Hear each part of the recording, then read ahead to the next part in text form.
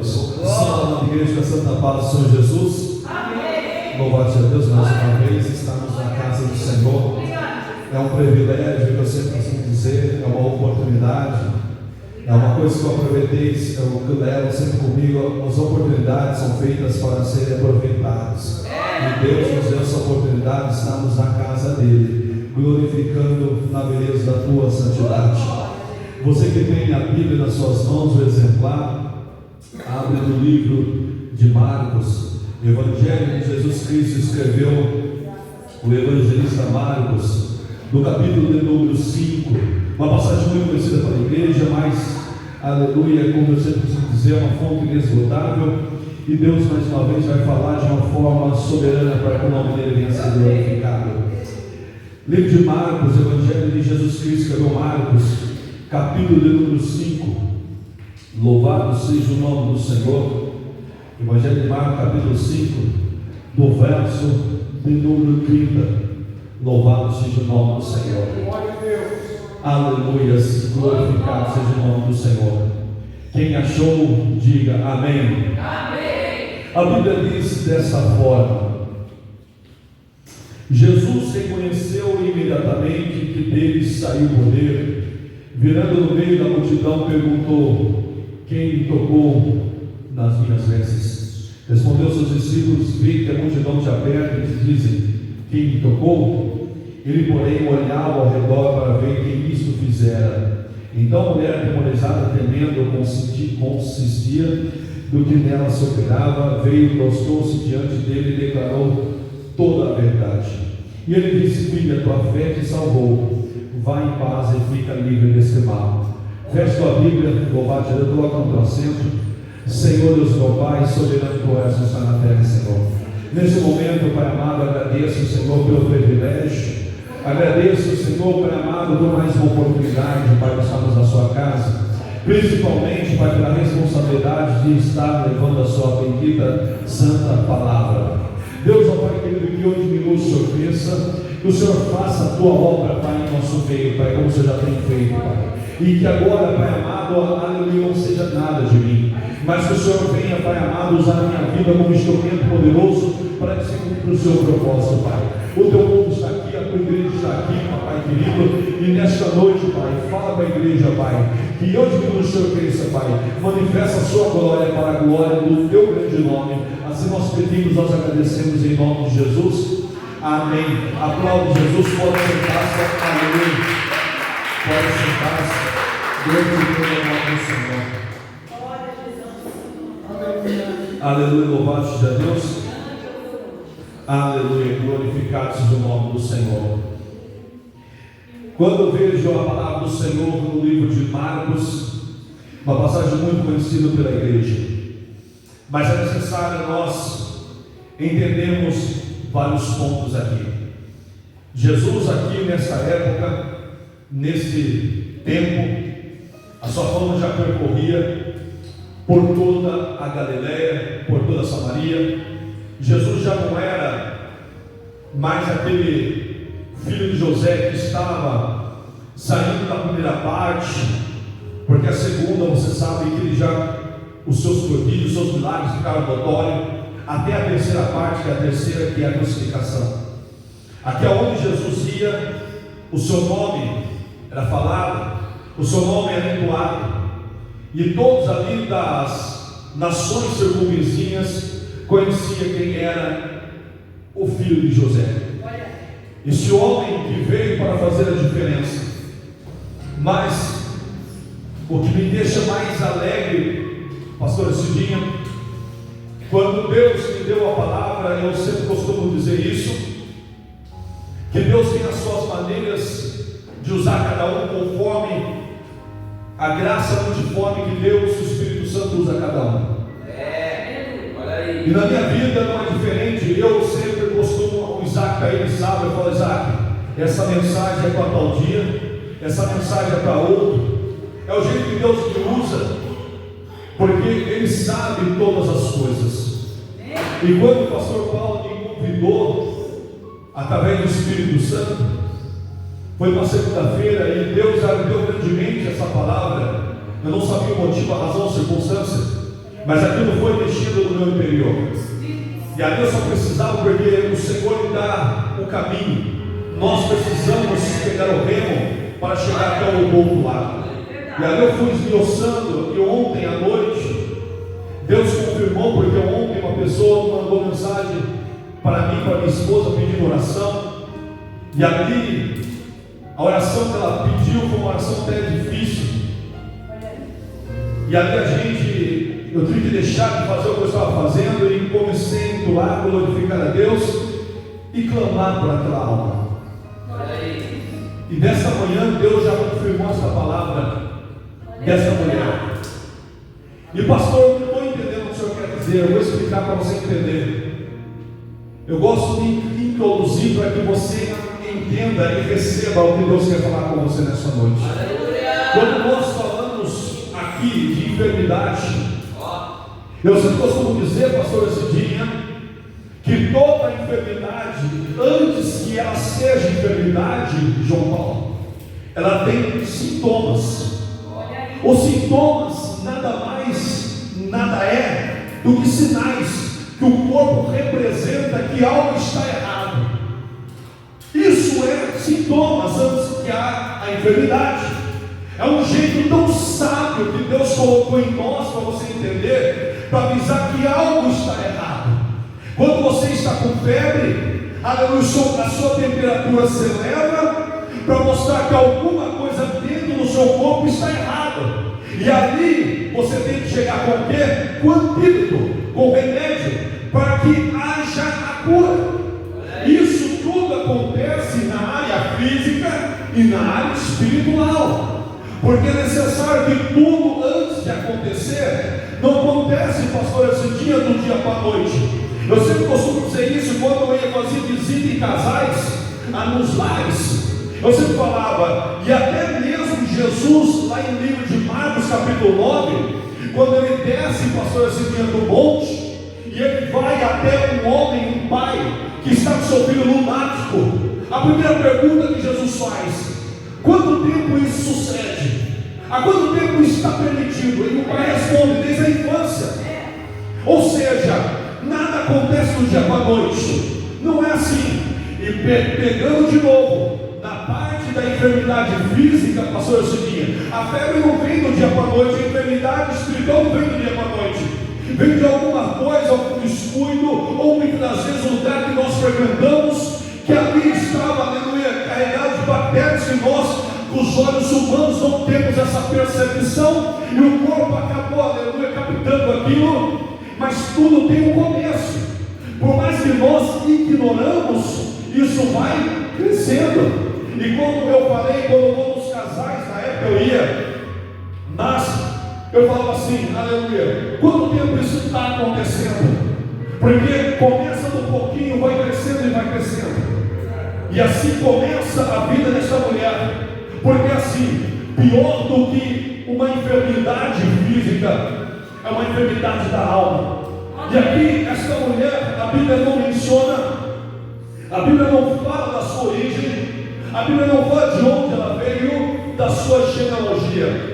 Mas a Bíblia é tão linda, que nós, eu não sei, na sua Bíblia, algumas Bíblias estão escritas assim: a ressurreição da filha de Jairo e a cura da mulher do fluxo de sangue.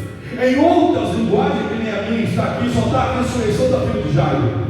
Ou seja, essa mulher, ela entrou, se nós olharmos num olhar, como o mundo olha, que não é o olhar nosso, entrou como por acaso. Mas Deus não trabalha desta forma. Ela entrou com um propósito. Ou seja, a sua enfermidade tinha um propósito.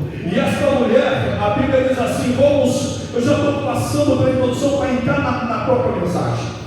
Você sabe que no livro de Levítico, no capítulo 15, a lei mosaica, ela falava que todo aquele que tinha fluxo de sangue, aquele que passava pelo período da mulher, você sabe? Aleluia, eles tinham que ficar afastados daquele que era tocado, a mulher tocasse, seria impuro, até que passasse o período da purificação.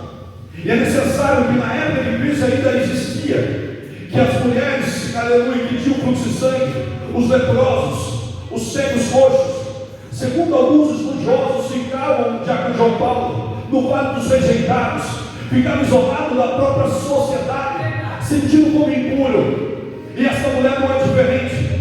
E o que mais me alegra, irmã Bruna, sabe o que é, igreja? Quando a enfermidade como dessa mulher, ela não avisou como ia chegar, não avisou como ia estar na vida dela, muitas vezes nem ela imaginava, mas aconteceu que a Bíblia nos conta que essa mulher começa a se desesperar, começa a entrar num momento tão difícil. E agora, como eu vou falar? Como vai ser a partir de hoje? Como vai ser a partir da minha vida? Eu me coloco um pouco no lugar dessa mulher. Lógico, a minha enfermidade nem se compara com ela, e nem no tempo não se compara.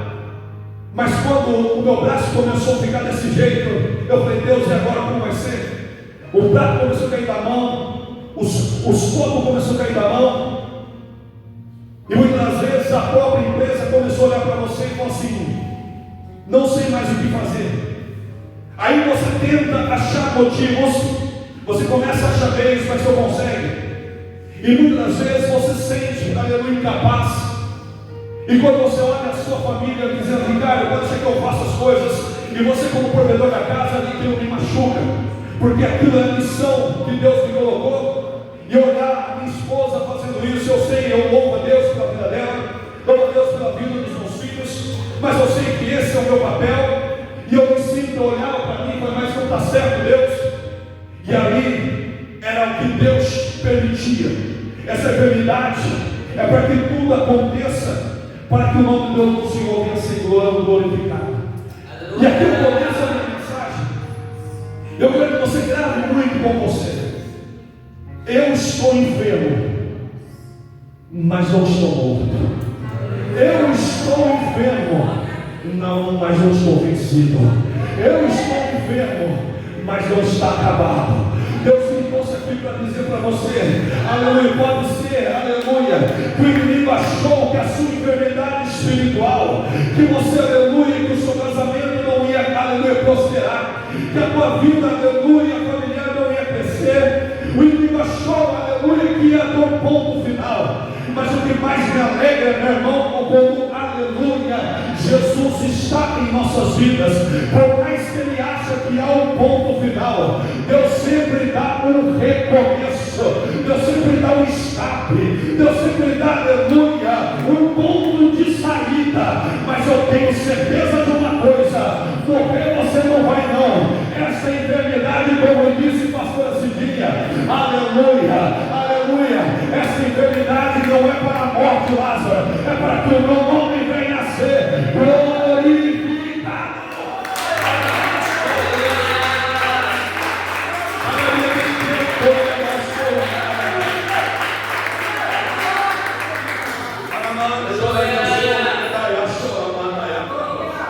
Então toda enfermidade tem um propósito. Toda enfermidade tem um propósito. Essa mulher não sabia o propósito dela. É aí que nós vamos entrar. Ela não sabia. Estava rejeitada pela sociedade. A Bíblia diz: já gastou tudo e ainda de mal a pior. Mas Deus me dá uma graça para aprender com essa mulher. Qual é o primeiro passo que eu aprendo? Eu posso estar enfermo, sim. Eu posso estar machucado, sim, mas não está perdido. Deus me trouxe aqui para dizer para você: levanta, levanta. É tempo de reagir, é tempo de virar esse jogo, é tempo de dizer assim: Senhor, aconteceu sim, estou machucado sim, me rejeitaram sim, mas não é tempo, aleluia, de desistir. O primeiro passo que eu aprendo com essa mulher: a sua fraqueza não pode ser obstáculo para chegar até Jesus. A sua fraqueza, você não entendeu? A sua fraqueza não pode ser obstáculo para chegar até Jesus. Eu sempre costumo dizer isso, meu irmão, várias vezes. Todos nós aqui passamos por dificuldades, por problemas. Todos nós, se eu perguntar para você como foi a sua semana, você vai dizer: olha, foi péssimo.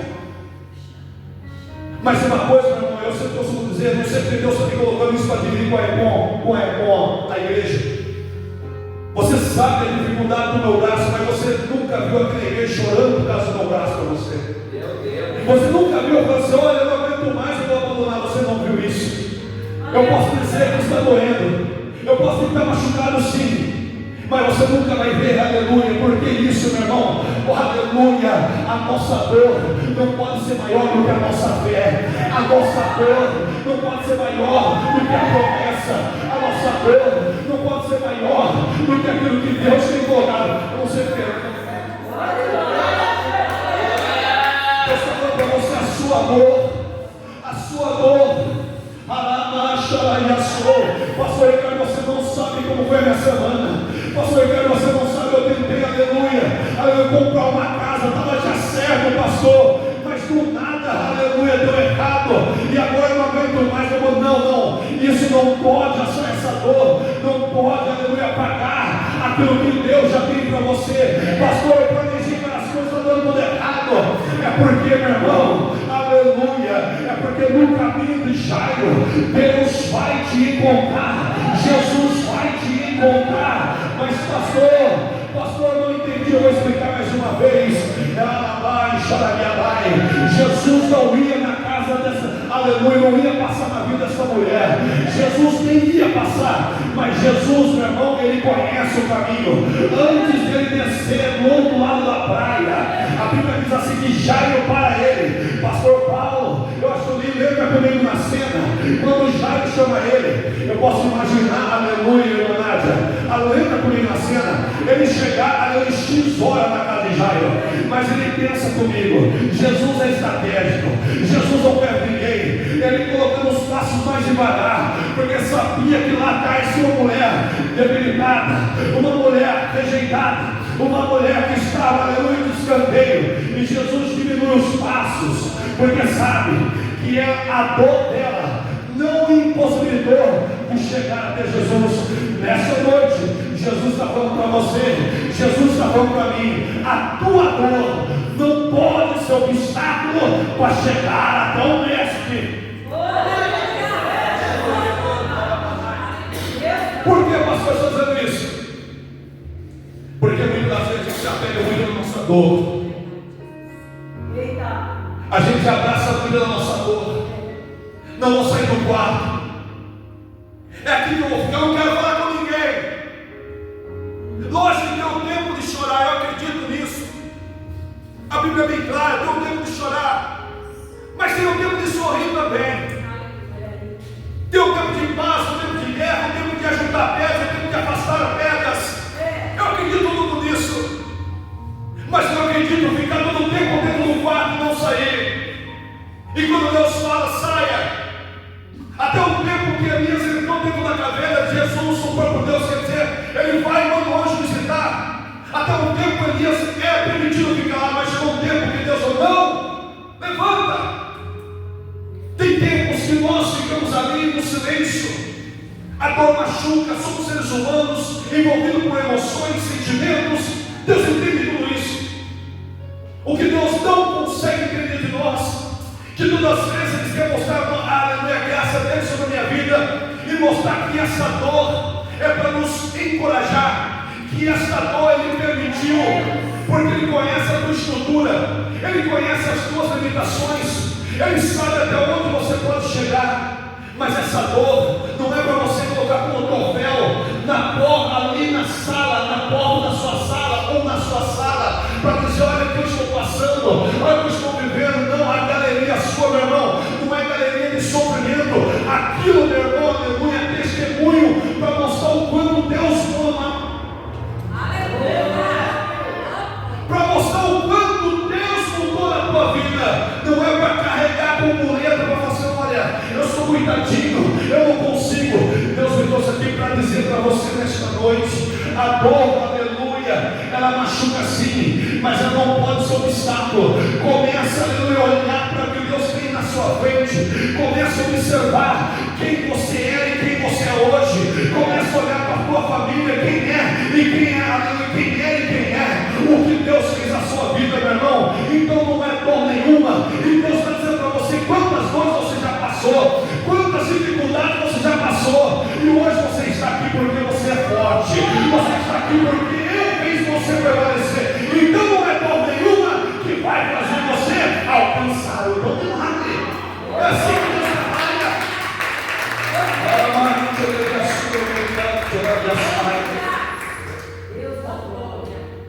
Segundo passo que eu aprendo, é a primeira vez que eu me identifico tanto com essa mulher, e Deus me coloca com a enfermidade que eu estou hoje. Ela tem com ela um foco. A dor dela não é um impedimento de chegar até Jesus. E segundo, ela tem um foco. Meu irmão, vou falar uma coisa para a igreja. É tão difícil desviar o foco de alguém que é determinado, de alguém que sabe o que quer, de alguém que sabe o que almeja. Meu Deus, ele sabe onde quer chegar. Essa mulher, ela tinha gastado tudo, mas a Bíblia diz assim que ela ouviu falar de Jesus. Não sabe o que ela fez? Como toda pessoa que está enferma espiritualmente faz, ela arma uma estratégia, tem um foco. Ela sabe: estou debilitada, está 12 anos, o mesmo tempo da Talita Cumi, da Talita, como Jesus falou, que é a filha de Jairo, era o mesmo tempo. Ou seja, quando nasceu a filha de Jairo, ela estava na enfermidade, 12 anos. Sabe o que ela fez? Eu não consigo estar no meio da multidão. Por quê? Porque para a multidão eu sou simplesmente uma rejeitada. Eu não consigo estar, mas eu não posso perder a oportunidade. Lembra que eu falei no começo do culto? As oportunidades são feitas para serem aproveitadas. Jesus te deu a oportunidade nesse culto de hoje, quarta-feira. Eu sempre costumo dizer isso. A gente tem mania de achar que o tempo está em nossas mãos. E essa mulher tem um foco: eu estou debilitado, não tem como eu estar na frente da multidão. Como eu estou fraca fisicamente, capaz de eu tropeçar, as pessoas passarem por cima de mim. Ela começou a arquitetar: eu posso sentar na cena, entra comigo. Ela falou assim: mas espera aí, como que eu adentro ali? Eu não tenho como. Sabe o que ela pensou, irmã Nádia? Eu só tenho um tiro, e esse eu não posso errar. Eu só tenho uma chance, e essa eu não posso errar. E a gente tem 20 chances e erra as 20, porque a gente não planeja, a gente vai de qualquer maneira, a gente vai de qualquer forma. É igual hoje você olha no mundo aí afora, países que a tolerância do Evangelho é zero, missionários lutam pela sua própria vida. Eles falam uma coisa: eu tenho uma chance para ganhar aquela vida, eu não posso falhar. Sabe por que a gente desperdiça a chance? Porque ele tem bastante. Mas vai chegar tempo que essas chances vão começar a diminuir. E essa mulher, ela começa a observar: eu só tenho uma chance, é tudo ou nada. Tem horas, pastor Paulo, tem horas que na nossa enfermidade física, espiritual falando, que Deus quer que a gente, aleluia, coloque, aleluia, corra riscos, coloque a fé e o foco. Você sabe o que é foco? Quando você foca em uma coisa, eu vou explicar, mas não muito detalhado, mas assim você vai entender para ficar mais fácil para todos. Quando você olhar um telescópio, para você entender de uma forma mais clara, é necessário que você feche um dos olhos, para que o outro fique focado naquilo que você quer enxergar. Porque se você abre os dois olhos, aquilo pode te tirar a atenção e não estar num foco mais preciso. Pastor, eu não entendi. Quem está no foco não se distrai com qualquer coisa. Quem está com foco não se distrai porque o outro falou que não vai conseguir. Quem está no foco, ele não se distrai porque o mundo está tentou várias vezes. Quem está no foco, não importa se o casamento A dele não deu certo, ele fala, não, o meu vai dar. Não importa se ele está no foco, não importa se eles vão conseguir, ele fala, eu vou conseguir. Ele, quando ele está no foco, meu irmão, não tem direita e esquerda, meu irmão. A Bíblia diz assim, meu irmão, quando Moisés morre, Josué fica tão triste, Josué capítulo 1, aleluia, fica tão triste, porque Moisés era a referência, Moisés era um líder, e quando Josué abaixa a cabeça, fica triste, Deus fala com Josué, Josué, aleluia, levanta, assim como eu fui com Moisés, assim que serei contigo, não olhe para a direita e nem para a esquerda, medita na minha lei dia e noite, abaixar a vassoura e me cantar a massa, Josué, aonde tu andares, eu estarei contigo. Tenha bom ânimo. Assim Deus está falando com você. Não olhe para a direita, não olhe para a esquerda. Mantenha o foco, mantenha a direção, porque é para lá que está o teu milagre.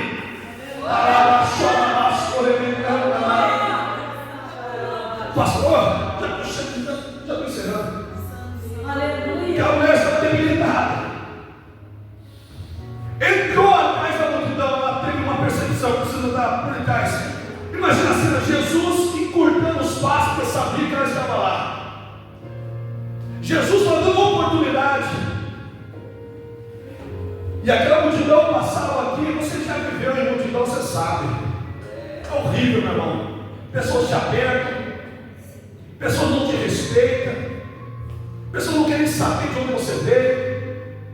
Eles querem aproveitar o melhor ângulo, querem estar no melhor espaço. É assim, multidão, é isso. Porque um pensa no outro. Jesus está ali, um está apertando, o outro não. Eu quero olhar, você sabe o que eu quero dizer. Olha aí, meu Deus. Aquela mulher não tinha essa capacidade, porque ela estava debilitada, mas ela estava morta. A Bíblia diz assim que ela vem por detrás, mas o foco está ali, ó. Como está aquela câmera ali? Ela estava ali, ó. Enquanto empurrava para a direita e para a esquerda, porque assim eles querem que eu faça com você. O inimigo ele quer tirar você da posição que Deus te colocou. O inimigo ele quer tirar você, aleluia, da posição. Fique na posição que Deus te colocou. Fique na posição que Deus te colocou. Ah, pastor, eu tenho que sair um pouquinho da posição porque falaram que é melhor. Não, se Jesus não falou nada, continua na posição. Continua na posição, meu irmão. Continua na posição. Eu não entendi, pastor. Eu vou explicar mais uma vez. O Jesus, o nosso Deus, o aleluia, o Santo Poderoso, ele disse, aleluia, Lucas 24: ficar em Jerusalém, porque no alto serás revestido de poder. A Bíblia diz em Atos capítulo 2, aleluia, que 500 pessoas, missionária Paula, se reuniram naquela casa, mas 380 foram embora. Aleluia, aleluia, porque de lá que vinha a promessa, eles ficaram lá na casa, enquanto, aleluia, a promessa não chegava, não arredavam um pé, pastor Cidinha. É aqueles crentes raiz, é aqueles crentes que não, aleluia, não liga aleluia, as redes sociais estão mandando para a direita, ou se a mídia está mandando para a esquerda, eles estão lá gravados dizendo, Jesus mandou ficar aqui, e é aqui que eu vou ficar, porque vai descer, e o nome do Senhor vai ser glorificado.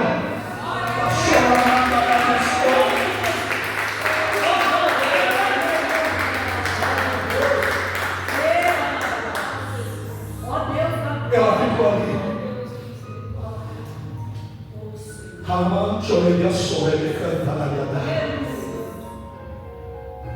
Aqui já disseram, agora eu faço.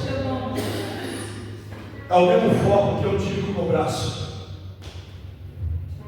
Eu não sei porque Deus me colocou para poder falar isso, porque eu não sou muito de contar isso nas minhas mensagens.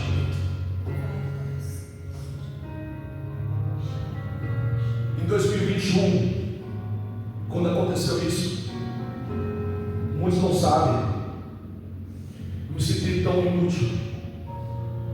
E eu falei, Deus, o que vai ser de mim? E eu começava a questionar, e Deus em silêncio. Certa feita, por isso que eu sempre falo, uma mulher sábia edifica a casa. e a toda vitória com as suas próprias mãos.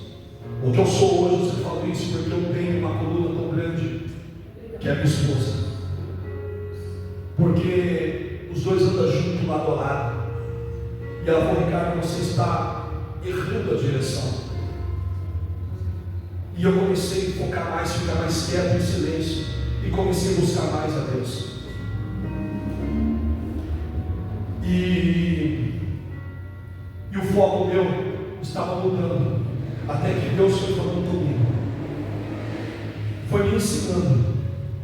Foi me moldando como essa mulher. Certa feita. E eu falei para eles: Cristo, eu preciso me levantar. Eu preciso me levantar. Eu preciso me levantar. E assim, meu irmão, você sabe tudo isso que eu estou passando. Tudo isso que eu estou passando. Terça-feira agora eu passei por uma perícia judicial com o juiz. Meu Deus.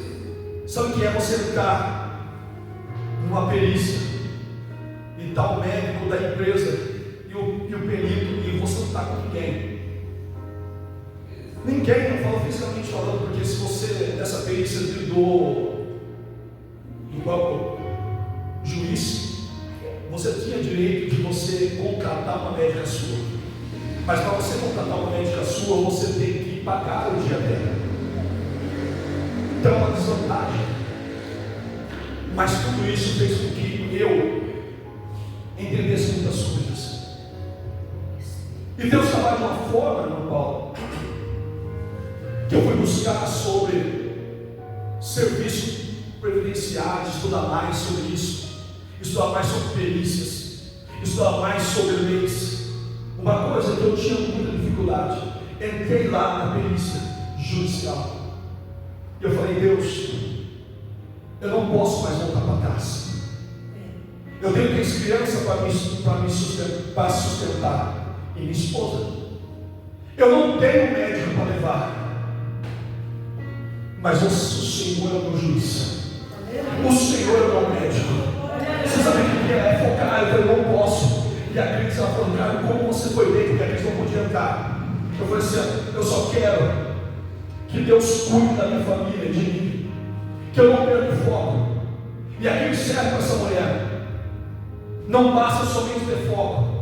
Não basta que a minha dor ela impossibilita de eu ver Jesus e estar mais perto de Jesus. Sendo que as minhas palavras que saem da minha boca tem que ser palavras em fé. Palavras que podem mudar uma história. Se o crente soubesse, meu irmão, o quanto tem um poder uma palavra. Essa mulher falou assim: se eu apenas tocar na hora dele, não precisa nem estar perto, somente tocar, eu serei curada. Somente, eu não preciso nem estar na casa de Jair, não preciso nem andar com ele, mas se apenas eu tocar, eu ficarei curado. A sombra de Jesus, pastor Paulo, eu não andava com Jesus, mas olha o poder da palavra. Enquanto você reclamar, enquanto você murmurar, enquanto você colocar a culpa nos outros, começa a levantar a mão na sua casa e dizer: essa casa, aleluia, é do Senhor, o meu casamento é do Senhor, o meu marido é do Senhor. Ah, pastor, aleluia, estou cansado de fazer isso. Continua de novo, meu irmão, porque no momento que você menos esperar, meu irmão, ele vai falar para você: eu caí na igreja com você, eu caí no culto com você, eu quero adorar a Deus com você. É assim que faz.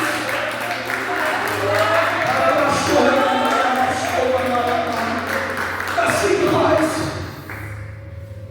Enquanto um reclama, levanta a mão e diz: a minha casa é uma bênção, a minha família é uma bênção, o meu lar é uma bênção, a minha igreja é uma bênção, o meu pastor é uma bênção, os irmãos é uma bênção.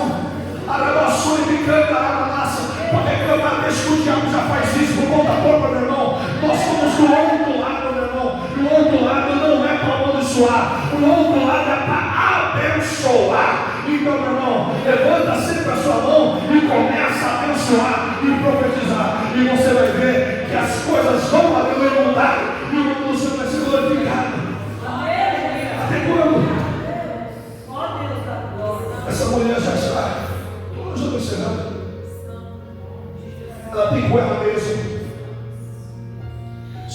tocar, se eu apenas tocar, se eu apenas tocar, eu ficarei curado. Que mulher guerreira. Vem e faz isso. E Jesus, lindo, maravilhoso, ele para. Ele para. Porque assim que Jesus faz. Quando alguém está necessitado, pedindo ajuda, socorro, ele tem que parar. Por mais que Jairo esteja apressado, missionário Paula, por mais que a multidão está apressada, ele tem que parar. É isso que ele faz com a sua cidade. Ele para o dia, ele para o seu trabalho, ele para a sua família, ele para o governo. Sabe aquelas coisas, Bernardo, que fala assim, eu não sei o que aconteceu, mas aconteceu, é porque Deus parou, é porque Jesus parou, a multidão pode atender. É assim que ele fez. Jesus para, e ele faz uma pergunta. Se olhar pela loja hoje, nós ia tirar sábado de Jesus. Quem me tocou? Se é dia sábado, Jesus daí eu ia tirar sábado pelo respeito. Jesus, brincadeira comigo, Jesus. Quem tocou essa brincadeira? Mas Jesus, ele precisava restaurar, não só, porque ali, pastor, aquela mulher já pôde ir embora. Olha os versículos, ela já estava, quando ela tocou na hora de Jesus, o sangue da Bíblia já explicou. Meu Deus! Ela pôde ir embora, ela recebeu daqui, mas aqueles crentes que não quer somente a bênção, ele quer o abençoador. Ele não só quer a bênção, mas ele quer o dono da bênção. E ele fica lá para saber se vai acontecer mais alguma coisa. Aleluia! Jesus fala e fala assim, quem me tocou? E Pedro fala assim, no livro de Lucas, Jesus, a multidão te oprime, e você fala, quem me tocou? Aí ele fala, é que de mim saiu o poder. Única pessoa sabia no meio da multidão que tinha sido o poder, porque ela foi curada. Ela podia ficar anônima de João Paulo no meio da multidão e não se aparecer, mas ela foi curada do físico, mas não ainda da alma. Meu Deus! Porque Jesus nunca faz o serviço pela metade. Ela precisava aqui, ó. Porque muitas vezes, sabe o que é, irmã Nádia? Sabe o que é? Quando as pessoas nos rejeitam, não entendem a nossa dor. Nós muitas vezes ficamos com implicância, criamos rancor, mágoa, e muitas vezes criamos pedras porque machuca nós. E nós nos colocamos na pau. Se entendesse o que eu estou passando, eu não falaria isso. E nós vamos com raiva daquela pessoa, mas não é para ficar com raiva. E Jesus, ele fala assim, porque de mim saiu o poder. E a Bíblia diz assim, que ela saiu temendo e tremendo. E ela não contou a verdade. Sabe o que Jesus está fazendo? Aleluia! Restaurando ela. Pela sociedade. Jesus estava fazendo ela de novo, curando a alma dela. E dizendo, filha, não foi assim, pastor, você tem que Jesus falou, filha, a tua fé te curou. Não foi isso. Porque antes da cura física, Jesus sempre procurou curar a alma. Ele falou, filha, a tua fé te salvou. A tua fé te salvou. Antes da sua cura, eu precisava curar a sua alma. Eu precisava tirar essa angústia. Eu precisava tirar essa dor que você carregava. E pessoas apontar o dedo e você não entender, muitas vezes levantar pedras contra ele. Mas eu estou mostrando para você hoje, filha, que hoje você está salva, que hoje você está restaurada, que hoje você está curada, não somente físico, mas principalmente da alma. Por que mesmo?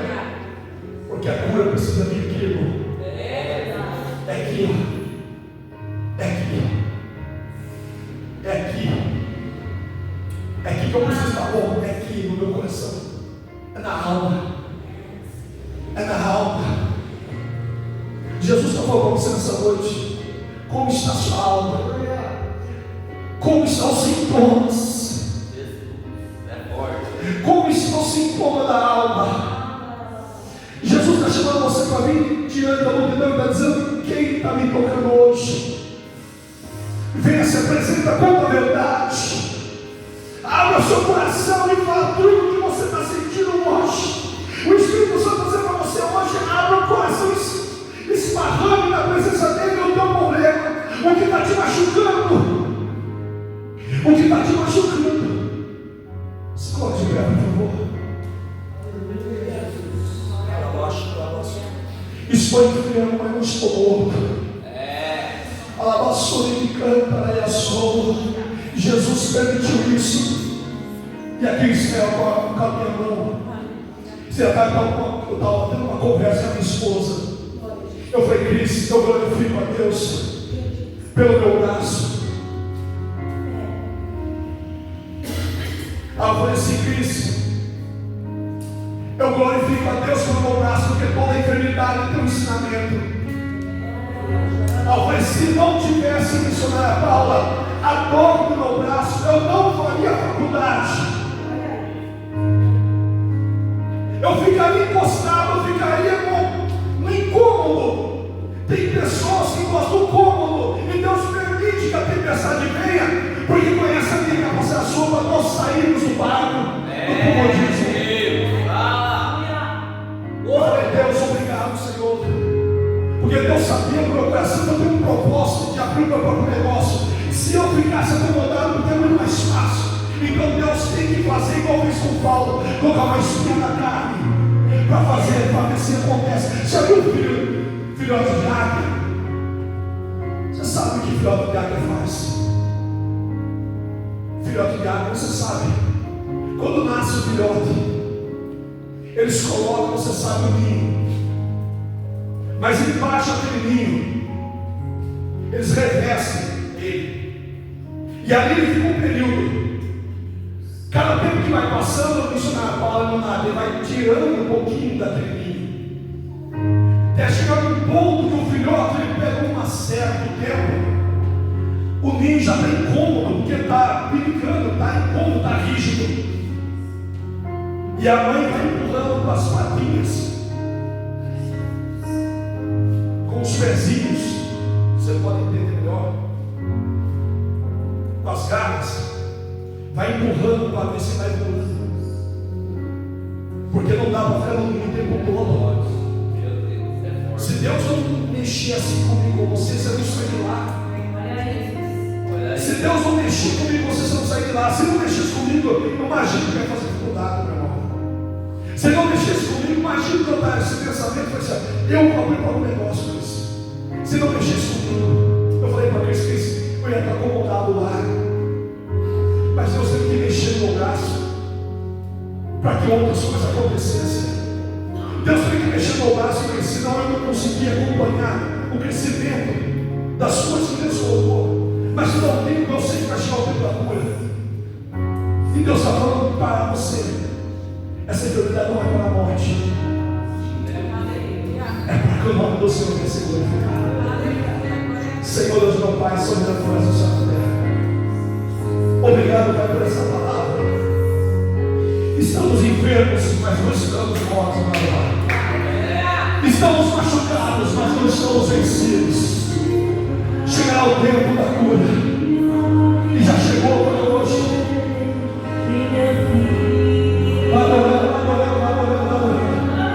Alabaçou e me canta, Senhor. Minha serva se levar, onde o impossível alcance.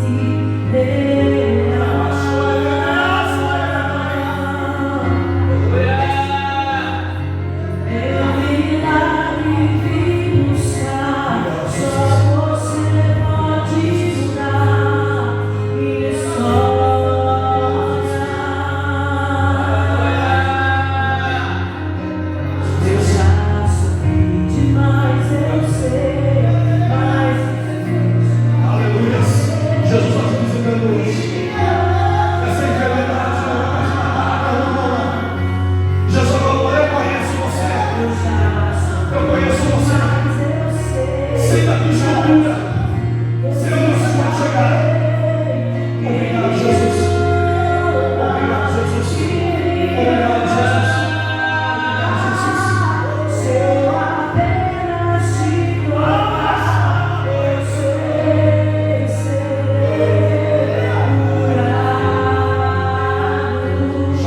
Senhor, ele me